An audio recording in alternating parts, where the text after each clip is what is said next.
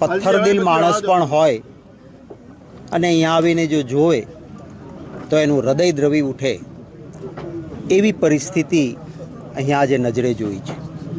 હું આજે બાજુના ઘરમાં જઈને આવ્યો. એ વિધવા માં, ઘરમાં એક સગર્ભા બહેન,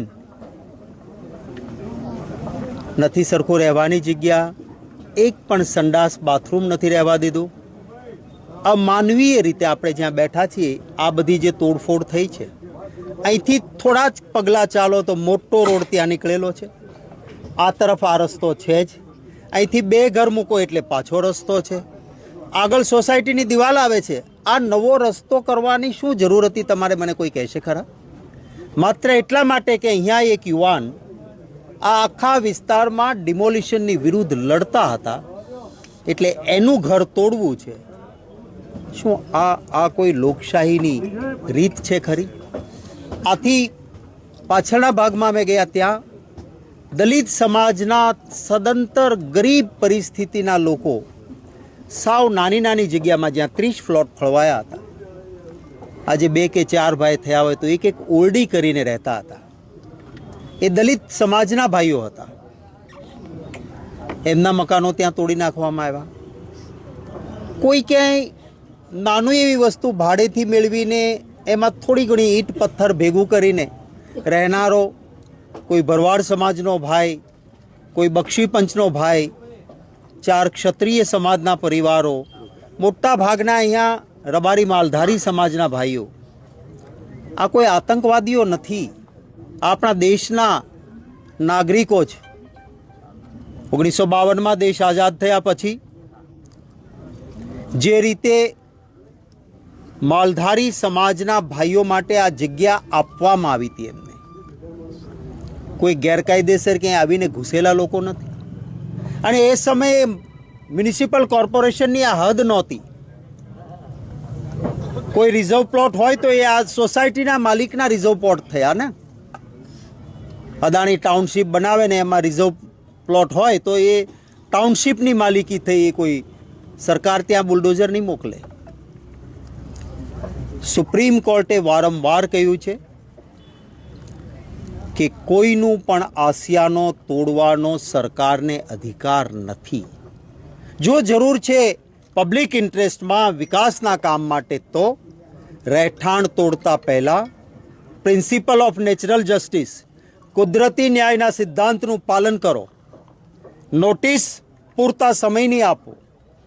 એમને વૈકલ્પિક વ્યવસ્થા આપો કે ભાઈ આ ઘર તમારે દેવું પડશે, સામે તમને અહીંયા રહેવાનું અમે ઘર આપીએ છીએ, કારણ કે પબ્લિકના કામ માટે આ જરૂરી છે. આપો વૈકલ્પિક વ્યવસ્થા, પૂરતો સમય આપો. આ ગુજરાતનો એક પણ પરિવાર જાહેર જનતાના હિત માટે કદાચ ફરીને બીજે રહેવાનું ઠેકાણું આપશો તો ના નહીં પાડે ત્યાં ફરીને જવા માટેની. પણ કોઈ વૈકલ્પિક વ્યવસ્થા આપી નથી, કોઈ નોટિસ નહીં. કોઈકને 1 દિવસની નોટિસ, કોઈને મૌખિક આવીને લીટો તાણી ગયા કે કાલ અહીંયા બુલડોઝર આવશે, અહીંથી હટી જાજો. શું આ લોકશાહી છે? ભગવાન માફ નહીં કરે તમને. મારે કહેવું છે, ભગવાનના નામે મત લો છો ને તમે, તમને અહીં ભગવાન પણ માફ નહીં કરે. અને હવે આ રીતની અમાનુષી પ્રવૃત્તિ, હું માનું છું કે કદાચ આજે કોઈ 1 કે 2નું તૂટ્યું હોય, પરંતુ મોટા બંગલામાં રહેનારને પણ હું વિનંતી કરીશ કે ગુજરાતમાં કોઈ એક જ્ઞાતિ, કોઈ એક વર્ગ, કોઈ એક ધર્મ નહીં. આપણે ગરવા ગુજરાતી તરીકે સમગ્ર ગુજરાત આપણો પરિવાર છે.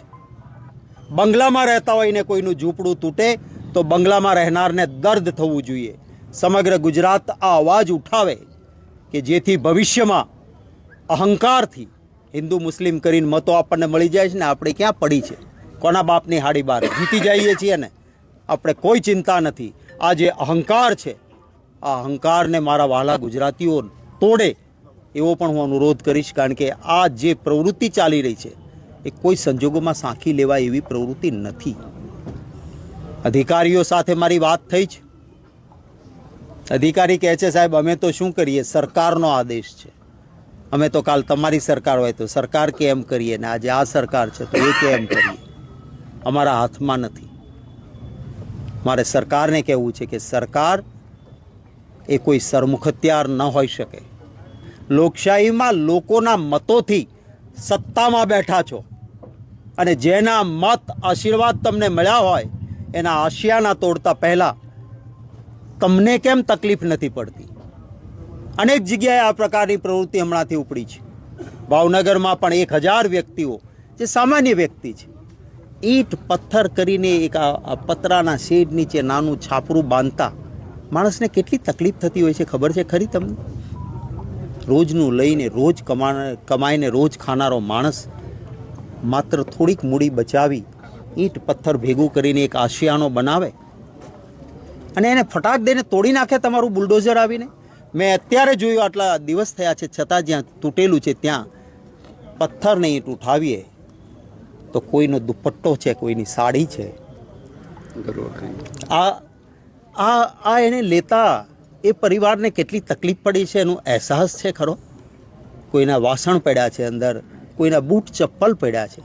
શું તમારે આ કાઢવા દેવાની તમારી ફરજ નહોતી?